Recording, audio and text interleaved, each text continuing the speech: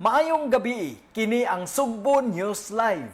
Cebu People's Action Center, Governor Pam Bariccuatro, naghatod og mga relief goods sa mga bukirang kun ang Cebu People's Action Center ni Governor Pam Bariccuatro naghatod og mga relief goods sa mga bukirang barangay ug mga lagyo nga barangay nga apektado sa linog. Sa mga lugar nga naapektuhan sa 6.9 nga linog, gisiguro ni Governor Pam Bariccuatro nga wa gyoy mga barangay nga mabiyaan ang tanan gisiguro nga mahatagan og tabang sama sa relief goods. Sa lisod nga transportasyon, ang Cebu People's Action Center kon SIPAC ni Governor Pam Bariccuatro nakig-alayon sa mga otoridad aron mahatod ang mga relief goods. Si SIPAC Executive Director Ruben Lecera nakig-coordinate sa mga transportasyon pangdagat sa kahanginan ug sa yuta. Gihatod ang mga relief goods sa mga lagyo nga lugar. Sakay sa helicopter, gihatod ang mga relief goods paingon sa isla sa Carnaza sa Daan Bantayan. Sakay sa pump boat, gihatod usab ang mga relief goods paingon sa isla sa Gibitngil sa Midilien. Ang uban nga mga sakop sa Cebu People's Action Center naghatod usab sa mga relief goods sa mga bukirang barangay sa amihan ng Sugbo nga naapektuhan sa kusog nga linog.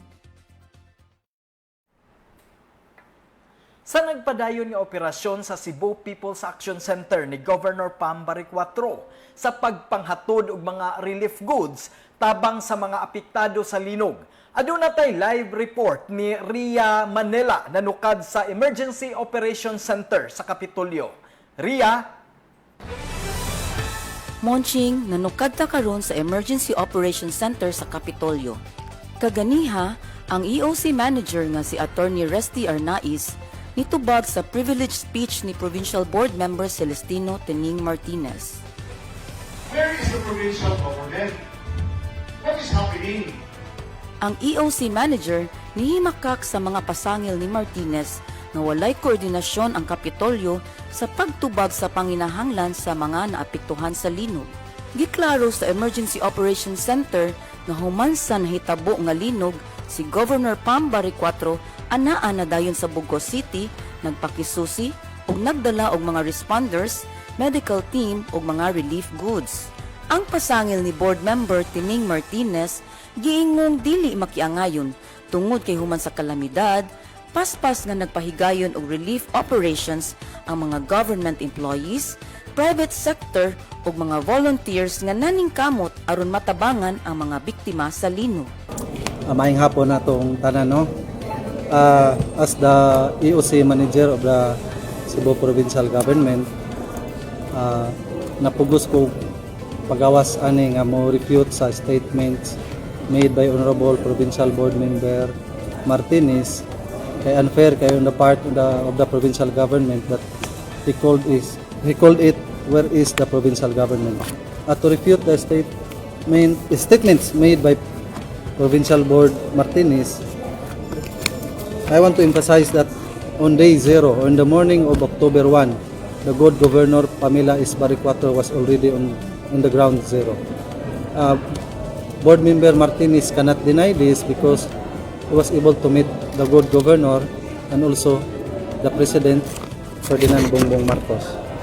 And it is unfair because, you know, since the earthquake happened, the volunteers, the provincial capital employees are working 24/7 to address the needs of our constituents in Northern Cebu. As you can see, in the warehouse, people are there 24/7. 24/7. They pack, they repack the goods and deploy it. And also here in the EOC, we are operating 24/7. So, on day 1, the provincial government already sent EMT personnel consisting of 10 males and 2 females. And aside from that, medical personnel, 8 males and 2 females, and medical unit, 3 males and 5 females on the morning of October 1, immediately after the earthquake. And also, we immediately deployed relief packs. Relief goods consisting of 1,460. Rice, 1,830. Water, 2,680. Genset, 6 pieces. Tents, 24 pieces. Jerrycan containers, 70 pieces. Corned beef, 20 boxes. Non-food packs, 130. Hygiene units, 325. And that is in the morning of October 1. So, I know that it is emotional for the Cebuanos, most especially in the northern part of Cebu, including Provincial Board Martinez, because he belongs in the 4th district. But I find it necessary to disclose these figures and facts because facts don't lie. It is not true that the provincial government did not do anything. It is doing anything and everything up to the moment. Monching, daghan sa mga netizens ang nipadayag og nangutana ni Board Member Martinez kung unsay iyang gibuhat nga tabang sa iyang distrito.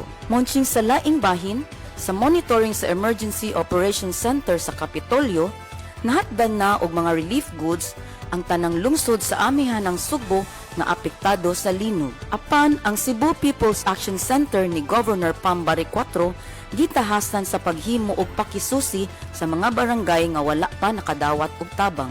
Gisiguro sa gobernador nga mahatdan ang tanan nga pamilya nga apektado sa linog.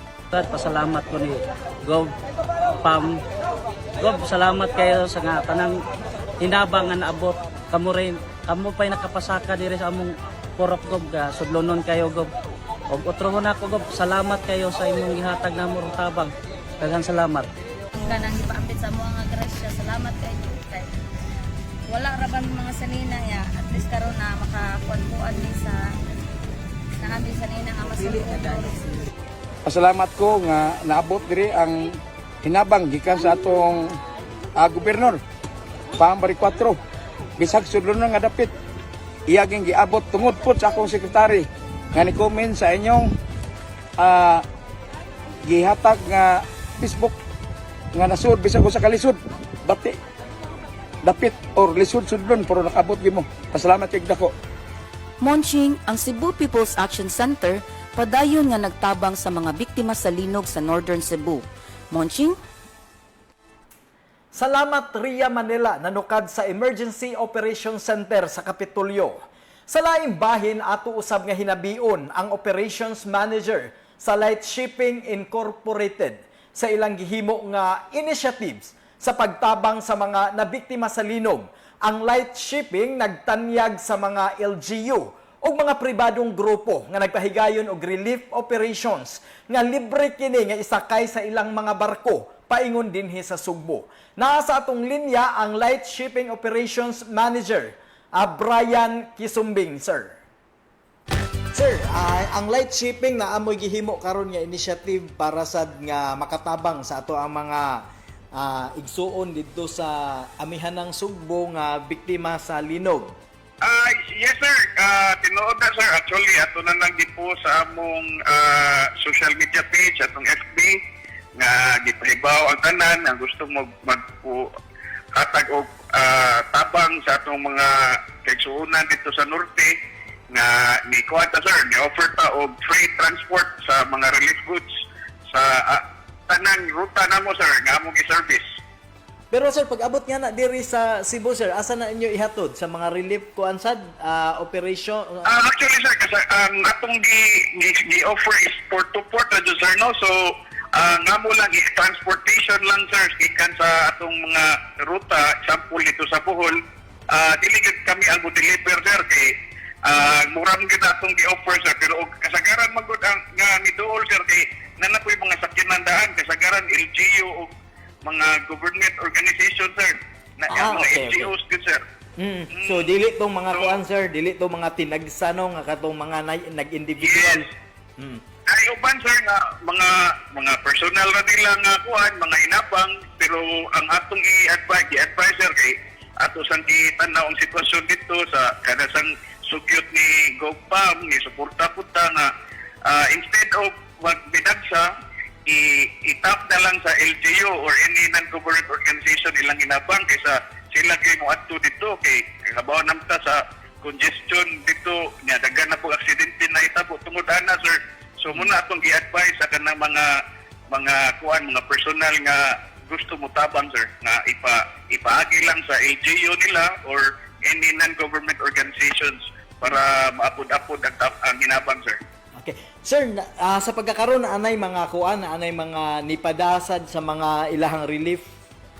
Yes sir, ang atong pinakadako nga contingent nga nadawat sir no gikan pa to sa PCSO Manila sir. Na nawag na sila nato gahapon na sila sa wa ko na sayop 11 ka ambulances o 3 ka dump trucks to sir ang ilang di-request. Ikan na sila kuan sir, nanukad na sila dito sa port sa Matnog, Sorsogon, unya diretsyo na sir sa Bugo. Ang kanang kuan, among ruta sir is naman tay Matnog, Sorsogon to Bugo, Cebu.